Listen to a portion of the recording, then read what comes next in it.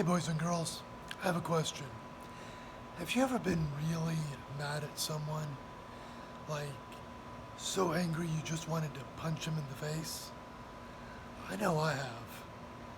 And in today's story, there's a bunch of people mad at a guy named Stephen. Now, I have a little brother named Stephen, so I know it wasn't him, but it was a guy that lived a long time ago. And this Stephen worked as a deacon at a church.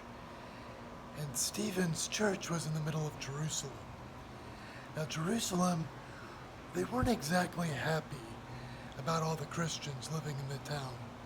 In fact, they didn't like him. They didn't like him at all. They wanted them out. They didn't believe in Jesus, and they didn't like people talking about him. Well, they knew Stephen was a leader. So some guys went and got the religious leaders, kind of the people that are in charge of the laws and the ones that would get you in trouble and throw you in jail. And they told them that they didn't like these Christians. So they went and arrested Stephen. And they asked Stephen to say something, to defend himself. And Stephen goes on this long speech. If you look in Acts chapter 7, it's this long speech about the history of Israel. And Stephen told them at the end, by the way, you and I were all Jews, we're all the same people, but you, religious leaders, you, and he was talking to the mob, are the ones that killed Jesus, the Messiah that we've been waiting for 1,000 years. You are the ones at fault here. Now these people that heard Stephen say this got so angry with him that they did something really bad. They picked up stones and they started throwing it at him. They started hitting Stephen.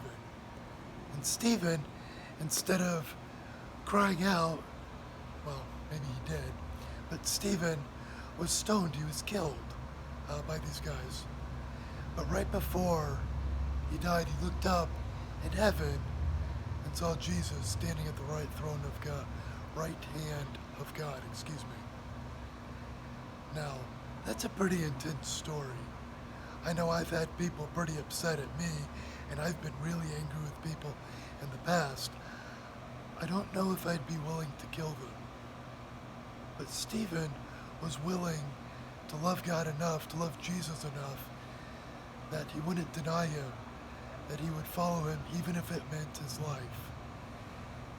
Now guys, around the world right now, today, there are plenty of Christians being killed because they love Jesus.